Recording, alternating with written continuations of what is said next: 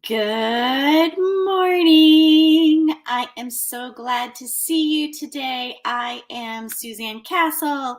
This is Training Tuesday. Every Tuesday, we spend about 5 or 10 minutes together, highlighting some aspect of our life or our professional world and how to just really be in alignment. I just got off a call with my group program called Spark, and we were talking about this, like how we translate our calendars into alignment and what that means. And sometimes we really need some creative aspects to how we're timekeeping and what we're focusing on. And that's what this Training Tuesday is all about. And when I speak, what I find often is that creativity comes up and people are like, oh, that's when you color or you paint or you dance or being an award-winning singer. But that's not just what creative people are. And that's not what creativity is. Creativity, you see, it has many health and productivity benefits. And I thought we'd spend a little bit of time today highlighting several of why creativity is important and what you can do about it, and why you really want to have creative aspects to your life. You see, if you're not sure about whether the journey into the world of becoming creative is one worth taking, I want to highlight for you that you can't live long without being creative. Here's what we know: creativity helps solve problems. So do you have a problem in front of you right now? Is stuck where you're feeling, right? It seems maybe the most obvious reason to embrace creativity is that it helps solve problems. But at the same time, you really shouldn't get caught up in the thinking that every problem is solved logically. We have done a disservice to ourselves, to our education system, when we put it in that vein. In fact, creatives tend to take an untried approach. They come at problems from new angles that maybe no one else has ever thought of. And without this kind of problem solving skill, most puzzles would stay exactly that, a puzzle. So what do you do instead? Well, here's one thing I advocate is when you're stuck with a problem and you're not feeling like you have a solution, go do something different.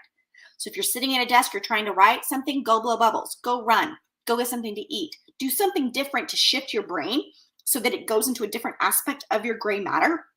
And what will happen is just giving it that oxygen and space sometimes can help you see a different solution than what you had the first time. So see, being creative helps you solve problems. Creativity also improves critical thinking skills.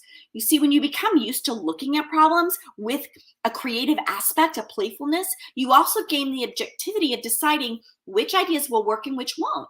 It's really an important aspect. It's okay to understand what all the pitfalls of a project might be, but also then to go, wow, well, if I don't want that to come to being, then what do I need to do instead? These processes become the building blocks of creative critical thinking. And really, they teach you in that aspect how then you can approach different aspects of your life, different aspects of productivity, different aspects of critical thinking, how to evaluate opinions, and make better decisions in the long run. Creativity will also make you more confident.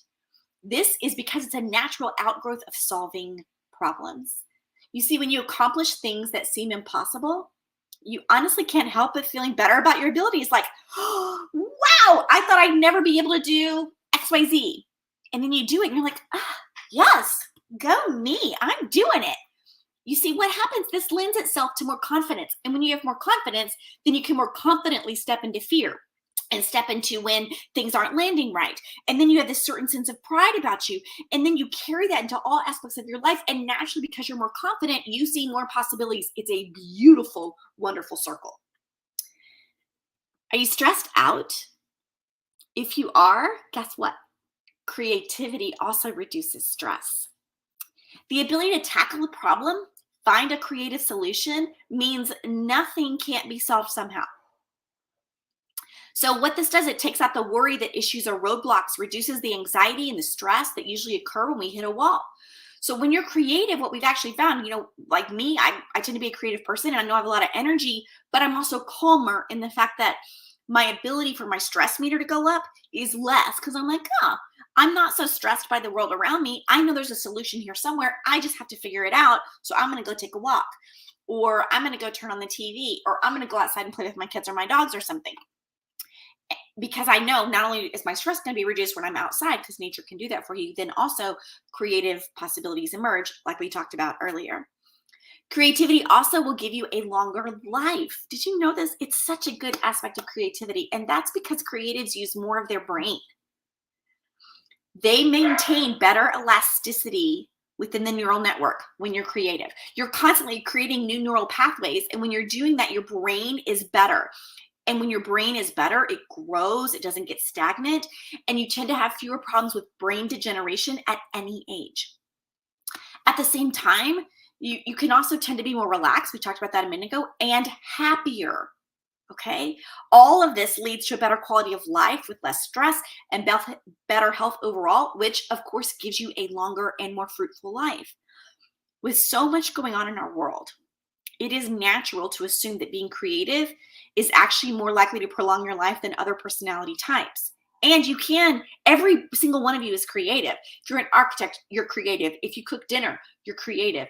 If you figure out how to make something work financially, you're creative.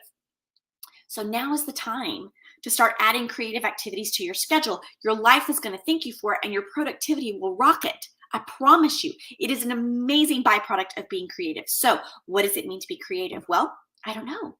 In your world, what does it mean to be creative? Is it coloring? Great. Is it playing with Play-Doh? Awesome. Is it figuring out how to run a different path than you normally do? Great. Are you taking a different drive home from the grocery store? Awesome.